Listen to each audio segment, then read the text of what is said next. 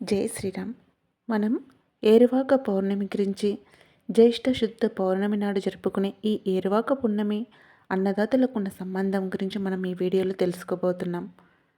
అన్నదాత మన దేశానికి వెన్నెముక్క అంటాం. అనడం కాదు, అది వాస్తవం.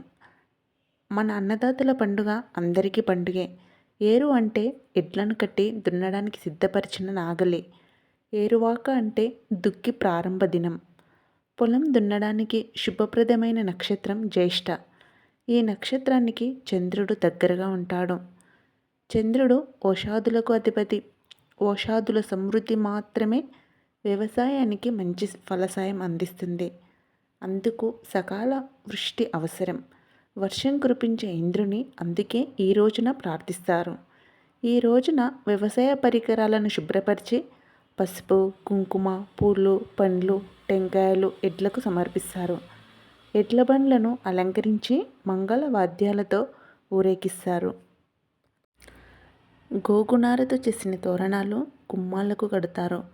వాటిని చెర్నకోలలతో కొట్టి ఆ పేజీని తీసుకెళ్లే ఆచారం ఇంకా కొన్ని ప్రదేశాలలో ఉంది. కర్ణాటకలో గమనిస్తే మనం ఈ పండుగను కారెని షబ్బం అనే పేరుతో పిలుస్తారు. పొంగలి వడి నివేదన చేసి అందరికీ పంచిపెడతారు. కొన్ని చోట్ల ఎడ్ల పందాలు నిర్వహిస్తారు. ఐరోపాలో ఈ పండుగను మెషో అనే పేరుతో జరుపుకుంటారు. శుద్ధోదన మహారాజు కపిలవస్తు నగరంలో ఈ పండుగ నాడు బంగారు నాగళ్లను రైతులకు బహుకరించేవాడని సీతాయజ్ఞం పేరుతో ఈ పండుగ జరుపుకున్నట్లు మనకు విష్ణు పురాణం చెప్తుంది. సీత అంటే నాకటి చాలు, అందుకే ఆ పేరు ఈ పండుగకు వచ్చి ఉండొచ్చు. బౌద్ధ జాతక కథలలోని వప్ప మంగళ దీనివాస ఈ పండుగ లాంటిదే. ఏరువాక పున్నమి నాడు పద్మపురాణ గ్రంథం దానం చేయడం వల్ల అశ్వమేధ యాగ పుణ్యఫలంతో సమానమని శాస్త్రకథనం.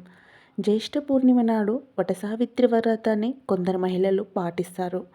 ప్రపంచంలోని అన్ని దేశాలలోనూ ఏదో పేరుతో ఈ రైతుల పండుగ జరుగుతుందని చరిత్ర చెబుతుంది. జైమిని న్యాయమాల గ్రంథం, బౌద్ధ జాతక కథలు, ఆలుడి గదా సప్తశతి, అధర్ణ వేదం, వరహామీరుడి బృహస్సిత, పరశురాముడి కృషి పరశరం మొదలైన గ్రంథాలలో ఈ రైతుల పండుగ గురించి విస్తారంగా కనిపిస్తుంది. ఈ పండుగ గురించి ఎన్నో పల్లె పదాలు, జానపద గీతాలు ప్రచారంలో ఉన్నాయి. ఉండవండి, మనం ప్రపంచంలో ఎక్కడ చూసుకున్నా, ఏ మూలన చూసుకున్నా ఒక భూమిని దున్ని పండిస్తున్న ఆ రైతు ఈ ప్రపంచానికి చేస్తున్న కృషి ఎనలేనిది. ఇప్పుడు ఎంత సాఫ్ట్వేర్స్ వచ్చినా, ఎంత టెక్నాలజీ దూసుకెళ్తున్నా ఆ రైతు వండిన అన్నం తినక తప్పదు. ఢిల్లీకి రాజైన తల్లికి కొడుకే అన్నట్లు ఈరోజు మనము ఈ కంప్యూటర్ రంగంలో ఎంత దూసుకెళ్తున్నా ఆ కంప్యూటర్ రంగాన్ని ముందరికి నడిపిస్తున్న మన మేధస్సుకు కావాల్సింది బుక్కెడు అన్నమే. మరి ఆ బుక్కెడు అన్నాన్ని పండించే మన రైతులు ఈరోజు ఈ ఏరువాక పౌర్ణమి సందర్భంగా మనం నాగల్ని, ఎద్దులను పూజించడం, వాళ్ళు ఎంత గౌరవపదంగా పూజిస్తారో మనం కూడా వాటిని ఆ విధంగానే పూజించి, అసలు ఎద్దులను పూజించడంతో పాటు రైతులను కూడా గౌరవించడం, పూజించడం ఎప్పుడైతే మనం మన సనాతన ధర్మంలో ఉన్న మన అంశాన్ని మనం తెలుసుకుంటామో అప్పుడు ఖచ్చితంగా మనం మన ప్రకృతిని పూజించడం, అదేవిధంగా మన చుట్టూ ఉన్న రైతులను గౌరవించడం మనకు అలవాటు అవుతుంది.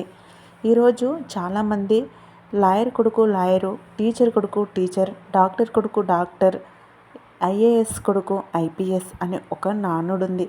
కానీ ఎవరి పిల్లలను ఎన్ని రంగాలు తయారు చేసినా, అన్ని రంగాలు దూసుకెళ్తున్న పిల్లలందరినీ, మనల్ని, ప్రతి ఒక్కరిని పొట్ట నింపి మనం ఆరోగ్యంగా ఉండడానికి కావాల్సిన అన్నీ, ఓన్లీ కార్బోహైడ్రేటే కాదండి రైతు పండించేది. మనకు కావాల్సిన హై ప్రోటీన్, హై ఫ్యాటీ ఆమ్లాలు మొదలుకొని అన్నీ మనం రైతు చేతిగుంట పండించినవే మనం తినాల్సి వస్తుంది. సో అందుకని ఈ ఏరువాక పౌర్ణమి సందర్భంగా ప్రతి రైతులకు నేను కృతజ్ఞతలు తెలుపుతున్నాను.